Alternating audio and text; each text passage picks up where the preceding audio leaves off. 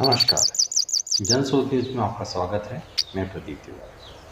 आज world sparrow day यानी विश्व गौरैया दिवस।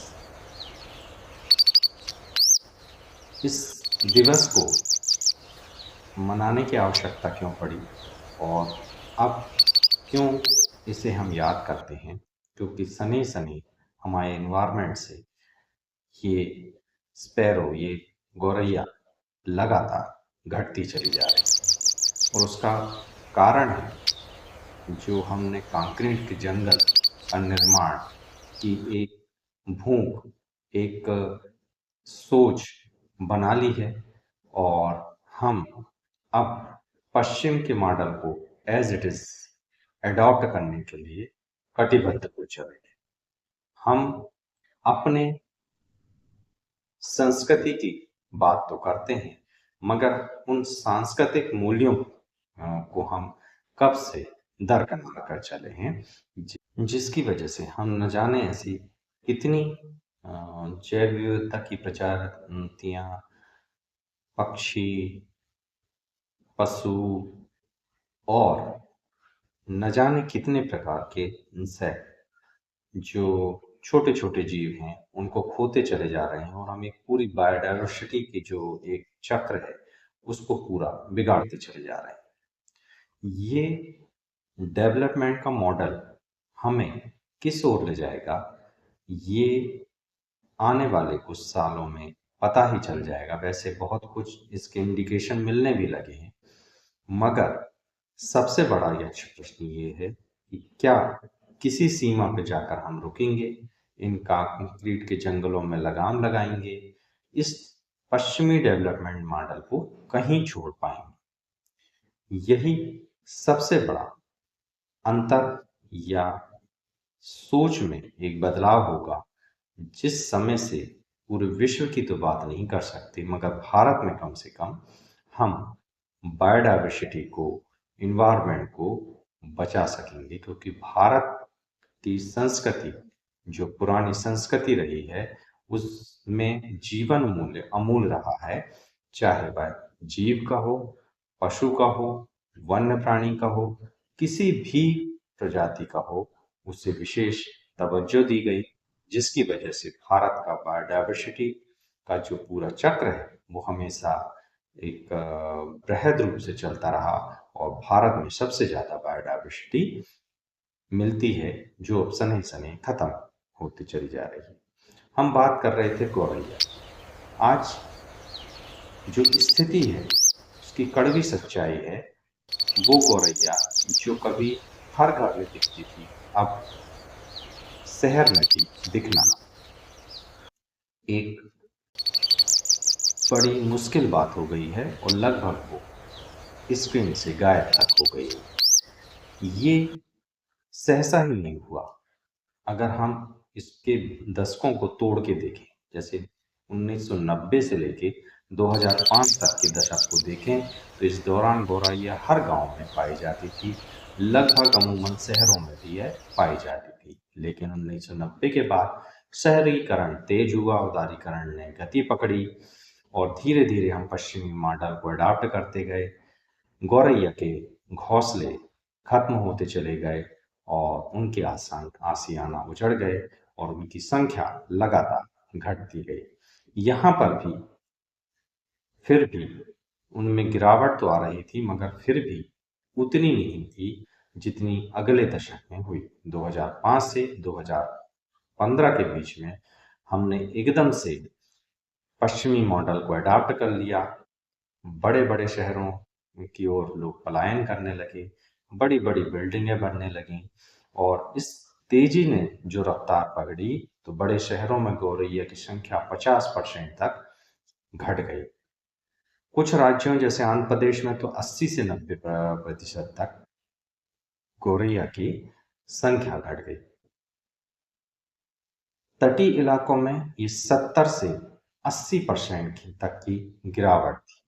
ये समय था जब गौरैया एक राष्ट्रीय चिंता का विषय बना। हालांकि इससे भी कुछ बहुत हासिल हुआ नहीं, इसमें कोई परिस्थितियों में बदलाव हुआ नहीं। 2015 से 20 का समय अगर हम देखें तो ये गौरैया के लिए सबसे संकट का दौर रहा। कई शहरों में इस समय जो 2015 से 2020 का समय था, कई शहरों में गौरैया दुर्लभ हो चुकी थी या विलुप्त हो चुकी थी। कई जगहों पर कुल आबादी से 70% तक इसमें गिरावट आ गई और मोबाइल टावर, कीटनाशक और कंक्रीट निर्माण की वजह से गौरैया की आबादी लगातार घटती चली जा रही थी। इसे विशेषज्ञों ने अर्बन इकोलॉजिकल क्राइसिस भी कहा, जिसकी वजह से जो गौरैया है लगभग भारत से समाप्त होने की कगार में आ चली थी। 2020 से 2025 का दौर कुछ उम्मीद भरा रहा, हालांकि इसमें विशेष तो सुधार नहीं हुआ, मगर फिर भी हम कह सकते हैं कि इसमें गौरैया के लिए कुछ प्राण जरूर आ सके, मगर स्थिति अभी भी जस की तस है। इस दौरान कुछ शहरों में जन जागरूकता फैलाई गई। लखनऊ में 2019 से 2025 के दौरान एक सर्वे के अनुसार 11,675 गौरैया से बढ़कर 15,234 गौरैया हो गई। ये उम्मीद जगाने वाली बात थी, मगर राष्ट्रीय स्तर पर कोई बहुत सुधार इसमें नहीं दिया गया। एनजीओ और नागरिकों के प्रयास से नेक्स्ट बॉक्स और फीडिंग शुरू की गई, मगर ये मुहिम बहुत कम स्तर पर है। 1 से 2% लोग ही अभी इसे फॉलो कर रहे हैं, लेकिन यह सुधार निश्चित रूप से बदलाव की ओर एक छोटा प्रयास है। अगर इसे बड़ा किया जाए तो निश्चित रूप से हम आज भी गौरैया को बचाने की स्थिति में हैं। 2025 से 26 की दौर देखें तो लगातार गौरैया खतरे की ओर बढ़ रही थी। कई अध्ययनों के अनुसार भारत के कई हिस्सों में लगातार अब भी गौरैया 70 से 80% उनकी आबादी खत्म हो रही थी, और ये बड़े बड़े टावरों, बड़ी बड़ी बिल्डिंगों और उन बिल्डिंगों से उठती गर्मी और गर्मी के टेम्परेचर बढ़ने की वजह से लगातार हो रहा था। शहरों में बड़े बड़े एसी के उपयोग और उससे जो गर्माहट एनवायरनमेंट में छोड़ी जा रही थी, उसकी वजह से लगातार गौरैया गिर रही थी, उनकी आबादी लगातार घट रही थी। इसी की वजह से जो शहरी इलाकों में है ये कॉमन नहीं रह गई थी। तो ये 30 सालों का डाटा गौरैया की स्थिति को साफ कर देता है। 2090 में जहां गौरैया एक आम पक्षी थी, वहीं 2010 तक आते आते उसमें तेजी से गिरावट होने लगती है, और ये गिरावट थोड़ी बहुत नहीं 70 से 80% तक आ जाती है। 2025 में कई शहरों में गौरैया दुर्लभ हो जाती है और कई बड़े शहरों से गौरैया विलुप्त हो जाती है। कुल मिलाकर 70 से 80% की गिरावट लगातार वर्षों में पिछले दशकों में भी गौरैया में देखी गई, और कुछ हिस्सों में तो 80 से 90% तक की गिरावट देखी गई। आखिर ये गौरैया गायब क्यों हो रही हैं?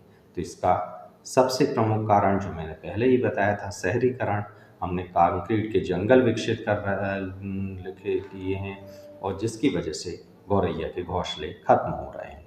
पुराने घरों की जगह आधुनिक घरों ने ले लिया है, जहाँ पर गौरैया के लिए कोई स्थान भी नहीं है। भोजन की कमी है, खेत लगातार सिकुड़ रहे हैं, और लोग भोजन पानी इन पक्षियों के लिए रख नहीं रहे हैं, जिसकी वजह से इनकी लगातार जो संख्या है वो घट रही है। कीटनाशक में भी इसमें एक बड़ा रोल प्ले कर रहा है।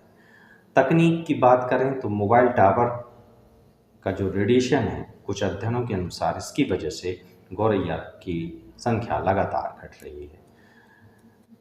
हरियाली जो भारत में है वो लगातार कम हो रही है, पेड़ पौधे कम हो रहे हैं, प्राकृतिक आवास इनके खत्म हो रहे हैं। लगातार कंक्रीट के जंगल, चाहे वो शहरी हो चाहे ब्लॉक स्तर पे हो, लगातार बढ़ रहे हैं। सभी कारण की वजह से गौरैया की संख्या लगातार घट रही है। अगर हम पूरे प्रोस्पेक्ट पे बात करें, पूरी पिक्चर पे बात करें, तो गौरैया केवल एक पक्षी नहीं है। यह इंडिकेशन है कि हम एनवायरनमेंट को किस तरीके से बर्बाद किए जा रहे हैं। हमने यहाँ पर जीव जंतुओं का, पक्षियों का, वन्य जीवों का, हमारे घरेलू जो जानवर हैं, उनका हमने कितना जीना दूभर कर दिया है, केवल अपनी एक लाइफस्टाइल की वजह से, केवल अपनी कुछ सुविधा के सामानों के लिए।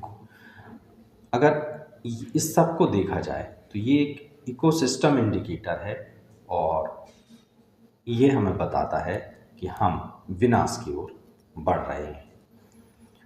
अगर गौरैया नष्ट हो रही है तो प्रकृति का संतुलन भी बिगड़ रहा है, ये भी याद रखिए।